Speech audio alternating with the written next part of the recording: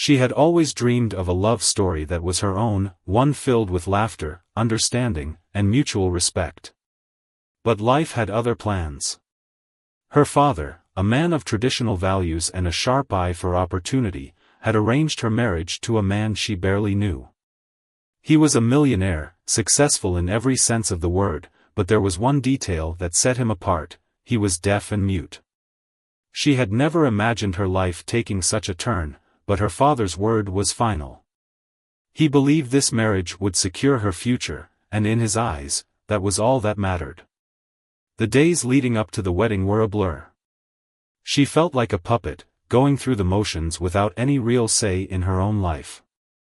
Her friends tried to comfort her, telling her that love could grow over time, but she couldn't shake the feeling of dread.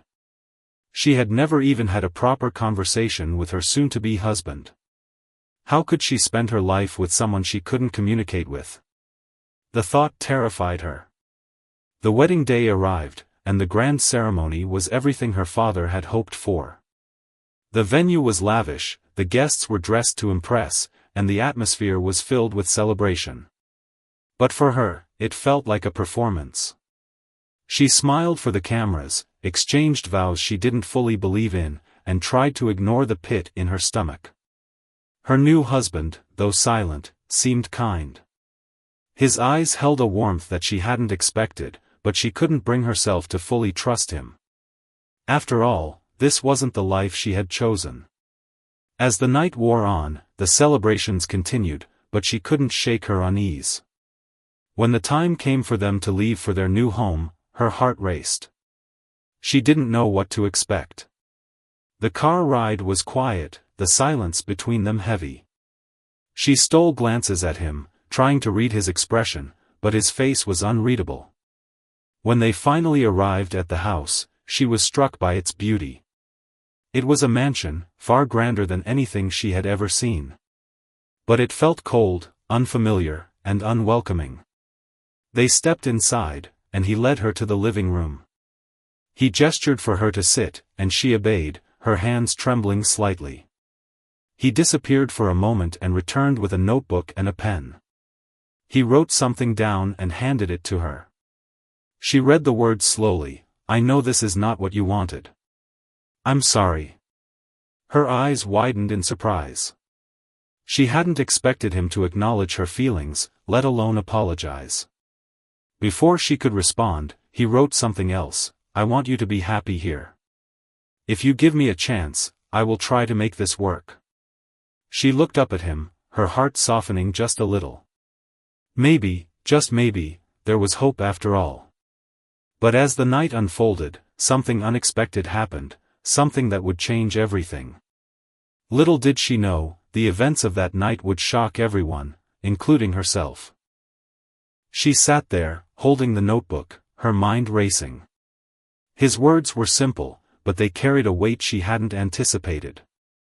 For the first time, she felt a glimmer of connection, a small crack in the wall she had built around herself.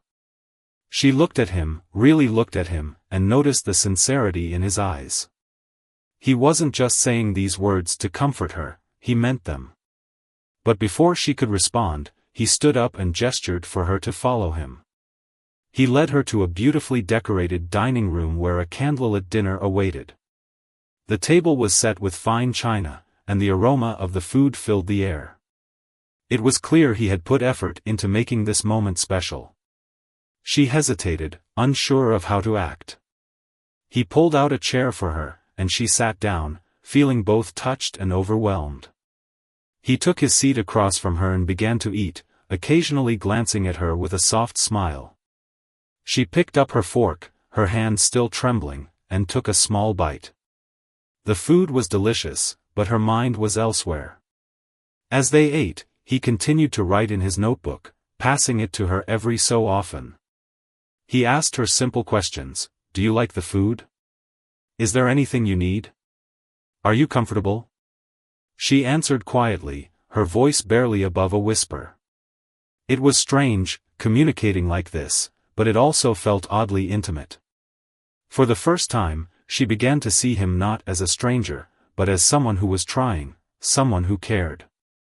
After dinner, he showed her around the house. Each room was more stunning than the last, but what struck her most was how personal it felt. The walls were adorned with art, the shelves filled with books, and there were photographs everywhere, pictures of him traveling, meeting people, and living a life she knew nothing about. She realized then that there was so much more to him than she had assumed. He wasn't just a wealthy man with a disability, he was a person with a story, with dreams and experiences she had never considered. As they reached the bedroom, her anxiety returned. This was the moment she had been dreading. He seemed to sense her unease and quickly wrote in his notebook, "You can sleep here. I'll take the guest room." She stared at the words, stunned. He was giving her space, respecting her boundaries without her having to say a word. Tears welled up in her eyes as she nodded, unable to speak. That night, as she lay in bed, her mind was a whirlwind of emotions. She didn't know what the future held, but for the first time, she felt a flicker of hope. Little did she know, the next day would bring a revelation that would change everything. The next morning, she woke up to the sound of birds chirping outside her window. For a moment, she forgot where she was, but the unfamiliar room quickly brought her back to reality. She sat up, her mind replaying the events of the previous night. His kindness, his gestures, and the way he had respected her space, it all felt like a dream. She couldn't deny that her initial fears had begun to soften, but there was still a part of her that felt uncertain. What did the future hold for them? Could she truly find happiness in this arrangement? She got dressed and made her way to the kitchen, where she found him preparing breakfast. He turned as she entered, offering her a warm smile. He gestured for her to sit and placed a plate of freshly made pancakes in front of her. She thanked him quietly, still unsure of how to navigate this new dynamic. As they ate, he wrote in his notebook again, "I want to show you something today. If you're comfortable." She nodded, curious but also a little nervous. What could he possibly want to show her? After breakfast, he led her to a small room she hadn't noticed before. He opened the door, and her eyes widened in surprise. The room was filled with musical instruments, a piano, a guitar, a violin, and even a set of drums. She turned to him, confused. He picked up a guitar and handed it to her, then wrote, "Music is my way of speaking. Will you listen?" She hesitated but took the guitar, her fingers brushing against the strings. He sat down at the piano and began to play. The melody was beautiful, filled with emotion and depth. She watched him, mesmerized by the way his hands moved across the keys. It was as if the music was his voice, telling her stories she couldn't yet understand. When he finished, he looked at her, his eyes searching for her reaction. She didn't know what to say, so she simply smiled and nodded. He smiled back, clearly pleased. For the rest of the day, they explored the room together. He showed her how to play simple chords on the guitar, and she found herself laughing for the first time in weeks. It was strange, but in that moment, she felt a connection she hadn't expected. Music became their bridge, a way to communicate without words. By the end of the day, she felt a little more at ease, a little more hopeful. But as the sun set and they returned to the main house, she couldn't shake the feeling that there was still so much she didn't know about him. What secrets did he carry? And what would happen when the music stopped? Little did she know, the answers would come sooner than she expected, and they would change everything. The days that followed were unlike anything she had imagined. Slowly, she began to settle into her new life, and the initial tension between them started to fade. Music became their shared language, a way to connect without the need for words. He would play the piano while she strummed the guitar, and though their melodies were simple, they carried a sense of understanding that grew stronger with each passing day. She found herself looking forward to these moments, eager to learn more about him through the stories his music told. One afternoon, as they sat in the music room, he handed her a notebook filled with sheet music. She flipped through the pages, noticing how each piece was carefully composed and annotated. At the bottom of one page, she saw a note written in his handwriting, "For her." Her heart skipped a beat. Was this for her? She looked at him, and he nodded, his expression soft but earnest. He began to play the piece, and as the notes filled the room, she felt something shift inside her. The melody was hauntingly beautiful, filled with longing and hope.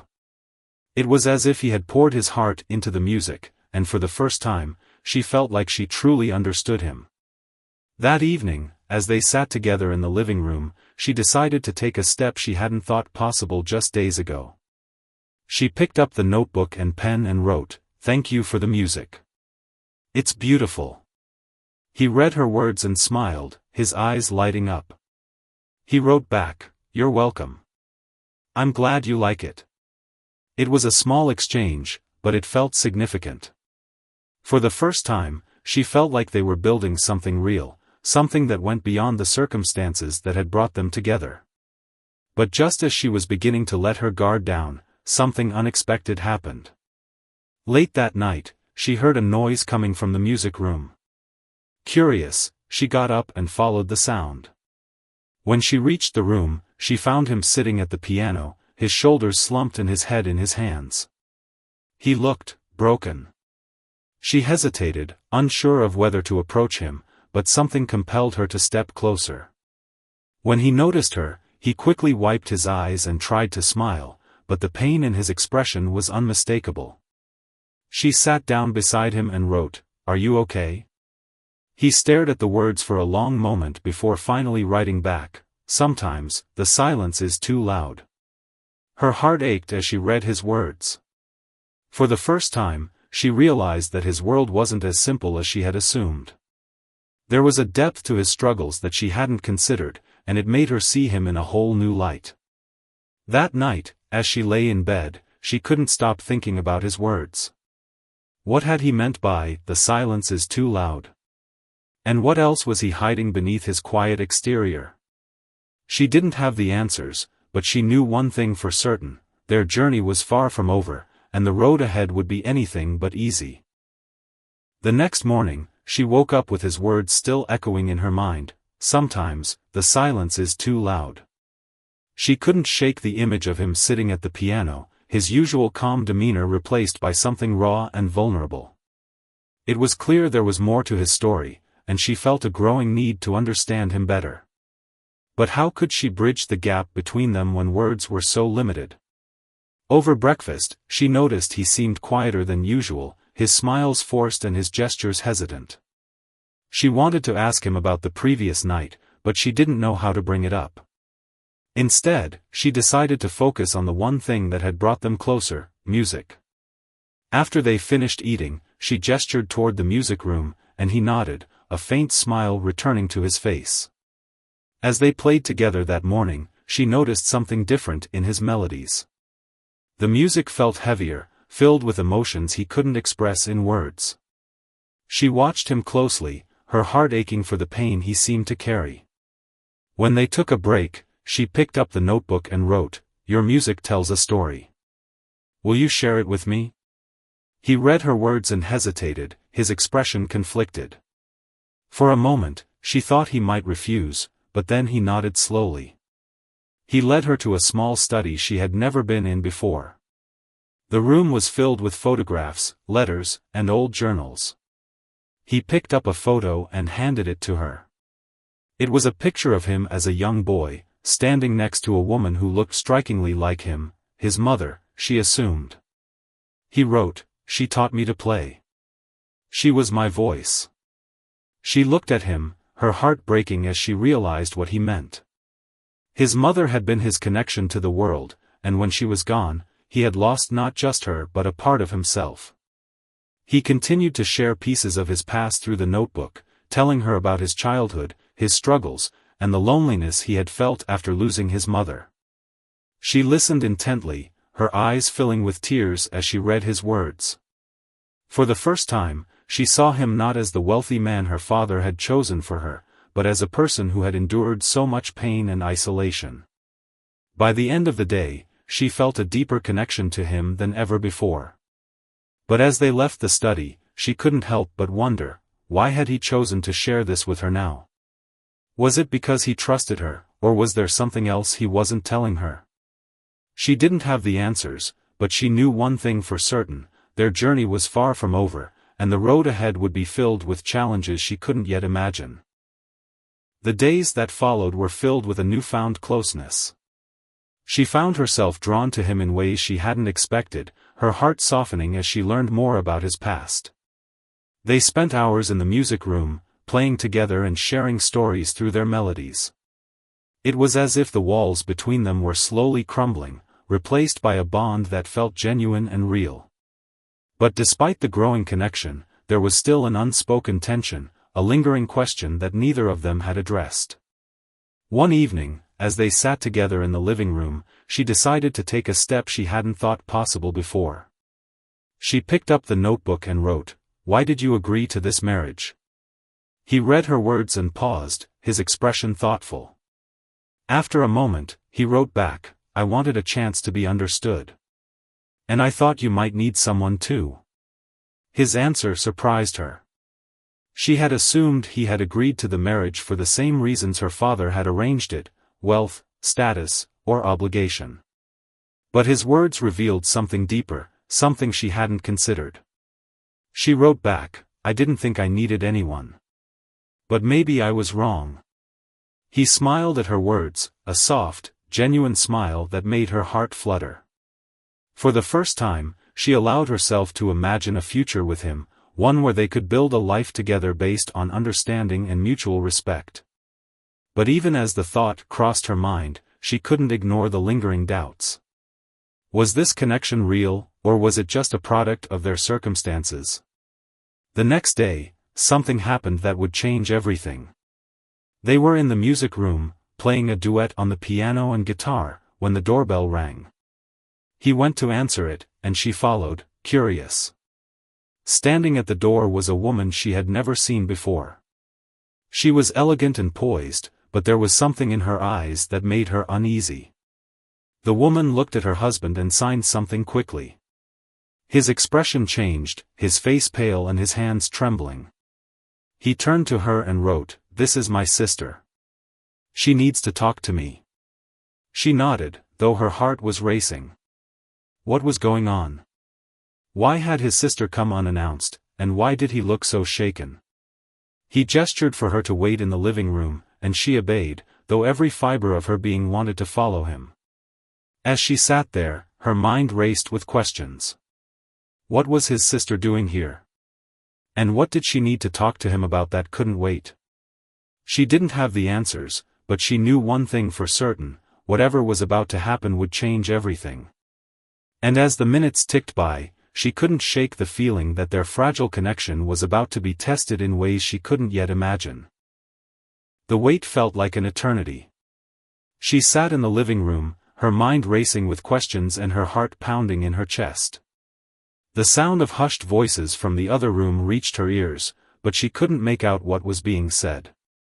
All she knew was that something was wrong, terribly wrong.